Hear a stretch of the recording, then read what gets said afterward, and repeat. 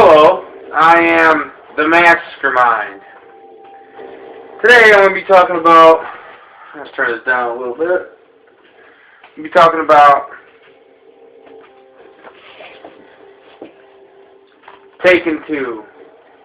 And I literally just got done watching it. I even watched the credits. I mean, literally as soon as this menu screen came on, I turned the video on. It's almost 2:30 and I went out and got this at midnight. And so I got it as soon as it came out. I was up there at midnight when they were putting it up, and I grabbed it. And also got another one that I might review. But and I got another pickup update that I'm gonna do, and yeah, this will be in it too. This movie is, of course, it did not disappoint at all. It really was as good as I thought it was going to be. It really was good. It was just pretty much as good as I thought it was going to be. There was a few things that bugged me about it. First, I'm going to get to there was a couple scenes where, well, first I'm going to get to the plot, which I'm pretty sure you already know. Basically, in the first one, his daughter was kidnapped and put on like a prostitute, and she was like pretty much sold as a prostitute, and they auctioned her off or whatever. Well, the main guy he killed, Marco, well, his dad in this one ends up, getting his guys together, and then they end up trying to kidnap him and his daughter and his wife.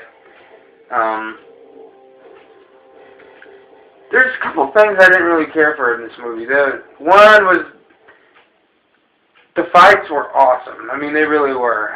But for some reason, I don't know why, but the fight scenes with Liam Neeson when he fought, he was a great fighter, awesome, great action.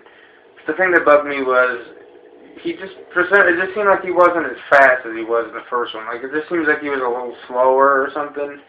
I don't know if you guys noticed that too. And like toward the very end, when Liam Neeson and one of the last guys alive got in this fight, it had this loud music playing in the background while they were it was like supposed to be music, like thrilling music while they were fighting it out. But it was like annoying music. I thought they could have done without that. I really honestly thought they shouldn't have even had any music, because that epic fight scene with Bane and Batman and Dark Knight Rises, that was so great without music, because you can actually hear him getting hit, you can hear the punches, the bone breaks, and everything. That scene really didn't need music. I really didn't think so. I think it would have made it a lot better if it didn't have music in that part. That's pretty much the only thing that really bugged me. The only two things that really bugged me.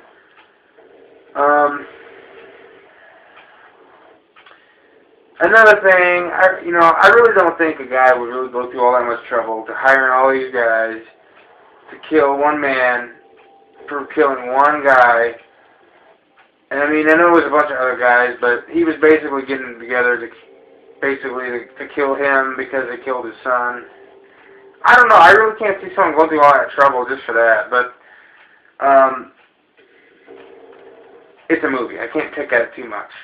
But there's just a couple things that I was thinking about, but no, other than that, this movie is definitely getting a 9 out of 10. This is really great. If you haven't checked the first one out, slap yourself, because it's a good one.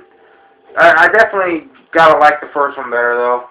But this is definitely a good example of a sequel that is very good. And it's almost ties the first one. I mean, I like the first one so much just because it's fucking in-your-face action. It's very gritty. It's kind of got subject matter that most directors wouldn't do. Like prostitution of, young women and all that. It's kind of an uncomfortable thing. But that director did good, and this is a different director. first one was directed by Pierre Mogul or something. This one was directed by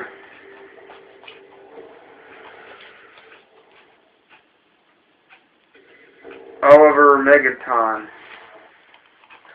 So yeah, you can kind of tell that this was directed by a different guy. You can just it doesn't have the same exact feel of the first one, but it still is really good. I like the girl. Oh fuck, what's her name? Maggie Grace.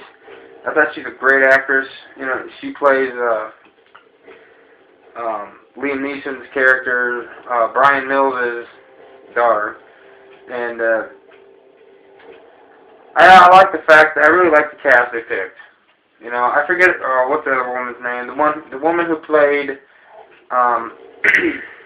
Jean Grey in X-Men also plays his wife, and I really hope they make a third one to this because I really like this whole story. I really like Liam Neeson's character.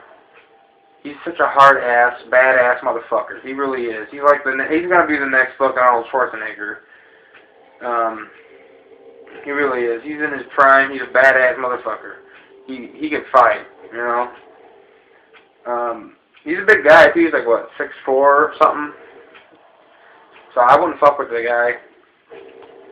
But definitely want to check this out, guys. If you haven't seen this, go rent it. Watch it on Netflix. Buy it. It looks good on Blu-ray too. Definitely want to check it out. And I would definitely watch this again. Definitely. This is a good one. I recommend, you know, watching the first one and then this one right after it. It takes place not too long after the events of the first one. It didn't really say, but it seems to me like, you know, that the events are still kind of fresh in my mind because he mentions it a few times and stuff like that. He's still paranoid. You know, his daughter has a boyfriend, and he's really paranoid and all that. But that's pretty much it, guys. I really enjoyed this movie. It was really good. I'm glad I picked it up. It was definitely worth getting out there at midnight and getting it. Definitely a good one. Check it out. See you guys later.